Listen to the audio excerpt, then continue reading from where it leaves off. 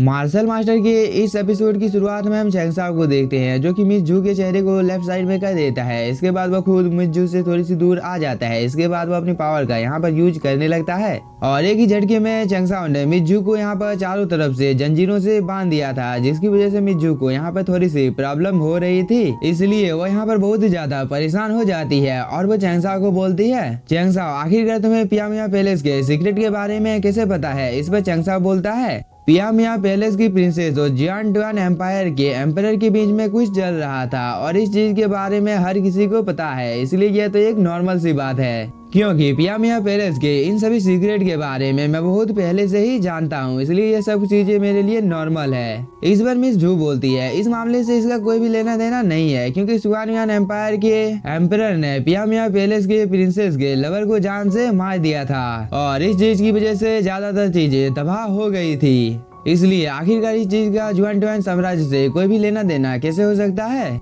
इस बात को सुनकर चैंगसाओ को थोड़ा सा गुस्सा आ जाता है और वो मिस जू को अपने पास लाकर उसके गले को दबाने लगता है, जिसकी वजह से मिस जू को यहाँ पर बहुत ही ज्यादा तकलीफ हो रही थी क्योंकि चैंगसाओ ने यहाँ पर अपनी सारी स्पिरिचुअल एनर्जी को दोबारा से ऑब्जर्व कर लिया था। इसके बाद वो बोलता है, एम्परर जुआन युआन ने एक पूरे शहर को नष्ट कर दिया था, जिसकी वजह से 5 एम्परर का भी पतन हो गया था। इसलिए क्या तुम मुझे इस चीज के बारे में समझा सकती हो।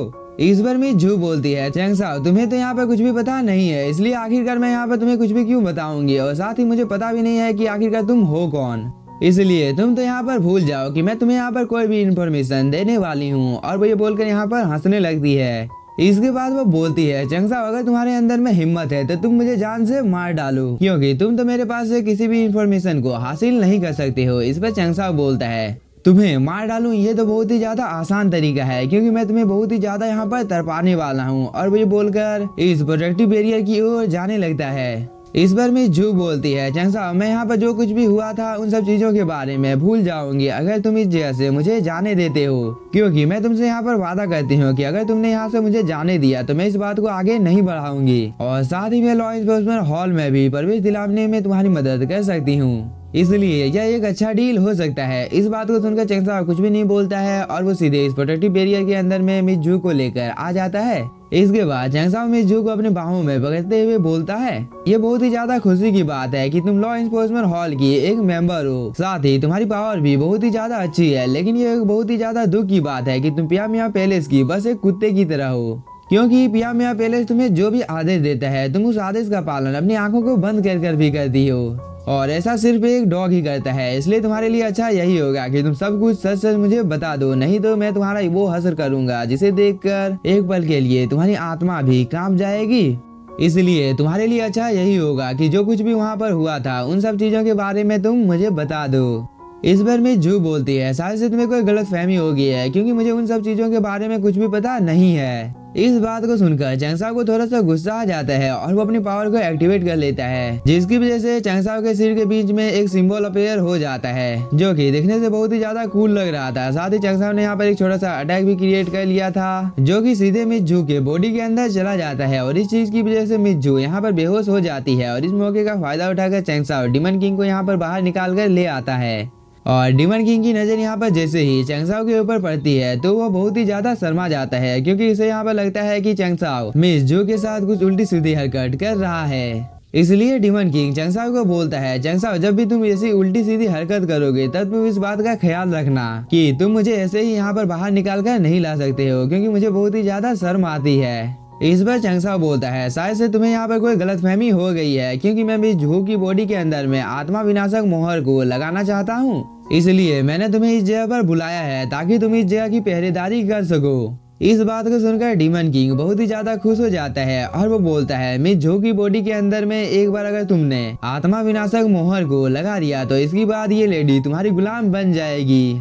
इसके बाद इस लेडी के पास जो कुछ भी जानकारी है तुम उन सभी जानकारी को बहुत ही आसानी के साथ हासिल कर सकते हो। साथ ही चैंगसाओ जैसा कि मुझे तुमसे उम्मीद था कि तुम कभी भी ऐसी उल्टी सीधी हरकत कर ही नहीं सकते हो, जो कि बिल्कुल सही था। इसलिए अब तुम्हें यहाँ पर चिंता करने की कोई भी जरूरत नहीं है क्योंकि इस जगह पहरेदारी अब मैं करने वाला हूँ।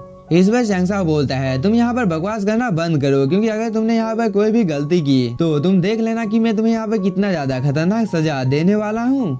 इसलिए तुम्हारी भलाई इसी में है कि तुम इस जगह पर अपना काम करो, ना कि बकवास करो। इस बात को सुनकर डीमन किंग भी हाँ बोलकर इस जगह की पहरेदारी करने के लिए चला जाता है। दूसरी तरफ चैंगसाओ ने अपनी पावर को एक्टिवेट कर लिया था, जिसकी वजह से उसके इर्द गिर्द में एक फॉर्मेशन बन जाता है, जिसके अंदर से बहुत ही ज्यादा हाई अमाउंट में स्पिरिचुअल एनर्जी बाहर निकल रही थी। और इन सब चीजों को दूर से डीमन किंग भी देख रहा था। तभी यह फॉर्मेशन पूरी तरह से एक्टिवेट हो जाता है, इसलिए चैंगसाओ बिना कोई टाइम जाया किए थोड़ी सी स्पिरिचुअल एनर्जी को मिज़ू की बॉडी के अंदर में डाल देता है, ताकि चैंगसाओ इस जगह पर सक्सेसफुली मिज़ू की स्पिरिट के ऊपर अपना मोहर लगा सके। और ऐसा करने के बाद चैंगसाओ को मिज़ू से जो भी इंफॉर्मेशन चाहिए उन सभी की वह जानकारी बहुत ही आसानी के साथ हासिल कर सकता है। इसलिए चैंगसाओ यहाँ पर बिना कोई टाइम जाए किए एक सील को अपेयर कर लेता है और वो मिज़ू की स्पिरिट को यहाँ पर सील करने की कोशिश करने लगता है। लेकिन तभी मिज़ू की बॉडी के अंदर में एक पर्पल कलर के क्रिस्टल में कुछ हलचल होने लगती है और वो अचानक से ब्लास्ट हो जाता है। साथ ही इस पर्पल क्रिस्टल के अंदर से बहुत ही ज्यादा हाई अमाउंट में स्पिरिचुअल एनर्जी बाहर निकल रही थी और इसके अंदर से एक स्पिरिट बाहर निकल कर आ जाती है, जो कि बोलती है आखिरकार किसकी यहाँ पर इतनी ज्यादा हिम्मत हो गई कि वो मिज़ू की स्पिरिट को सील करना चाहता है। और वो यह बोलने के बाद में यहाँ पर अपनी स्पिरिचुअल एनर्जी को रिलीज करती है, जो कि बहुत ही ज्यादा था। इस चीज को देखकर चैंगसाओ भी एक पल के लिए थोड़ा सा शॉक हो जाता है, लेकिन वो यहाँ पर हार नहीं मानता है और वो अपनी पावर को और भी ज्यादा बढ़ा देता है, जिसकी वजह से इसके फॉर्मेशन का साइज और भी ज्यादा बड़ा हो जाता है, जो कि सीधे इस स्पिरिट को यहाँ पर दबाने लगता है, जिसकी वजह से इस स्पिरिट को यहाँ पर बहुत ही ज्यादा प्रॉब्लम होने लगती है, क्योंकि चैंगसाओ का ये फॉर्मेशन बहुत ही ज्यादा पावरफुल था।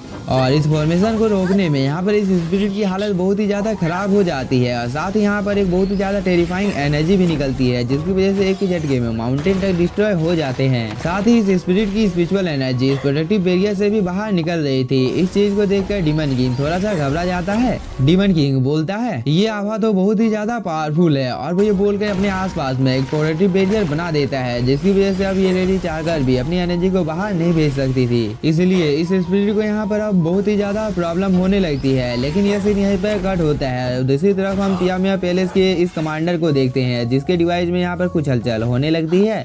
इसलिए कमांडर इस जगह पर रुक जाती है और वो अपने डिवाइस की ओर देखने लगती है। तभी एक कल्टीवेटर इसके पास आ जाती है और वो बोलती है आखिरकार मिज़ू को क्या हुआ है। इस बार ये कमांडर बोलती है अभी अभी मुझे ऐसा लगा कि ये लिंगलोंग बॉल थोड़ा सा हिला था। इस बात को सुनकर ये कल्टीवेटर बहुत ही ज्यादा घबरा जाती है और वो बोलती है क्या ऐसा हो सकता है कि तियामिया पैलेस की कोई डिसाइपल खतरे में है। इस बात को सुनकर ये कमांडर भी यहाँ पर थोड़ी सी घबरा जाती है। इसके बाद वो अपनी पावर का यूज करने लगती है, लेकिन बहुत ही ज्यादा ढूंढने के बाद भी उसे यहाँ पर मिज़ू का कोई भी पता नहीं चलता है।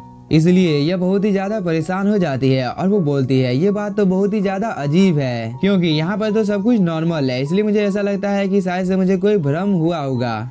लेकिन फिर भी फैफी तुम अपने साथियों को लेकर कैंप पर चली जाओ और इस मामले की अच्छी तरीके से छानबीन करो। इस बार फैफी भी हाँ बोलकर अपने साथियों को लेकर कैंप की ओर चली जाती है। इसके बाद कमांडर बोलती है प्रिंसेस ने मुझे लॉ एन्फोर्समेंट हॉल के काले कपड़े पहने हुए लोगों के साथ सहयोग करने के लिए इस जगह पर इंतजार करने के लिए बोला था, लेकिन मुझे इस चीज के बारे में कुछ भी पता नहीं है कि वे लोग आखिरकार आए कहां से थे। साथ ही मुझे कुछ भी समझ में नहीं आ रहा है कि प्रिंसेस ने आखिरकार ऐसा आदेश क्यों दिया था। दूसरी तरफ हम चैंगसाओ को देखते हैं, जो कि अभी भी इस स्पिरिट को अपने कंट्रोल में करने की कोशिश कर रहा था, लेकिन यह स्पिरिट बहुत ही ज्यादा पावरफुल होती है, जिसकी वजह से वो कुछ देर तक मेहनत करने के बाद फाइनली वो इस फॉर्मेशन को यहाँ पर तोड़ने ही वाली थी। इस चीज को देखकर चैंगसाओ थोड़ा सा घबरा जाता है। इसके बाद वो दोबारा से अपनी पावर को यहाँ पर बढ़ाने लगता है, जिसकी वजह से इस स्पिरिट के ऊपर बहुत ही ज्यादा खतरनाक ग्रेविटी प्रेशर अब गिरने लगता है। लेकिन यह स्पिरिट भी यहाँ पर हार मानने का नाम नहीं लेती है, जिसकी वजह से इस फॉर्मेशन के ऊपर बहुत सारे क्रैक पड़ने लगते हैं। लेकिन इस चीज को देखकर चैंगसाओ मुस्कुराता है और वो बोलता है मुझे विश्वास नहीं हो रहा है कि मैं इस बचे हुए पावर से इस स्पिरिट के सील को तोड़ सकता हूँ। यह बोलने के बाद चैंगसाओ डिमोनिक फर्नेस से भी इस स्पिरिट के ऊपर अटैक कर देता है, जिसकी वजह से उसे बहुत ही ज्यादा प्रॉब्लम होने लगती है। साथ ही चैंगसाओ ने अपनी थंडर ब्लड लाइन को भी एक्टिवेट कर लिया था। इसके बाद चैंगसाओ यहाँ पर ब्लू लोटस फ्लेम को भी एक्टिवेट कर देता है, जिसके अंदर से बहुत ही ज्यादा टेरिफाइंग एनर्जी बाहर निकल रही थी, जो कि सीधे जाकर इस स्पिरिट को लगता है, जिसकी वजह से वो यहाँ पर दर्द से करहा उठती है। और इस मौके का फायदा उठाकर चैंगसाओ ने यहाँ पर अपने और एक ट्रेजर को समन कर लिया था, जिसके अंदर में ये स्पिरिट फंस जाती है और इस स्पिरिट को यहाँ पर कंटिन्यू बिजली के झटके लगने लगते हैं, जिसकी वजह से वो और भी ज्यादा यहाँ पर परेशान हो जाती है। लेकिन यह स्पिरिट अभी भी हार मानने को तैयार नहीं थी। लेकिन जैसे ही चैंगसाओ अपनी थोड़ी सी और पावर को बढ़ाता है तो यहाँ पर एक छोटा सा ब्लास्ट होता है और इस चीज की वजह से इस स्पिरिट का काम यहीं पर तमाम हो जाता है।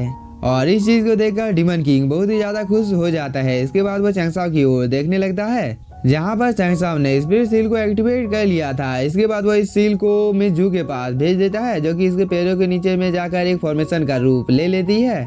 इसके बाद हम लोगों को मिस जू के सोची का सीन दिखाया जाता है जहाँ पर चैंगसाओ का फॉर्मेशन विकसित हो रहा था और इस चीज की वजह से मिस जू को यहाँ पर बहुत ही ज्यादा प्रॉब्लम हो रही थी, जिसकी वजह से वो बैठ जाती है और वो यहाँ पर दर्द से कराने लगती है क्योंकि मिस जू को यहाँ पर बहुत ही ज्यादा पेन का सामना करना पड़ रहा था। लेकिन इसी के साथ हम लोगों का ये एपिसोड हो जाता है खत्म। तो अगर आप लोगों को एपिसोड पसंद आया होगा तो चैनल को सब्सक्राइब कीजिए और वीडियो को like. Thank you for watching.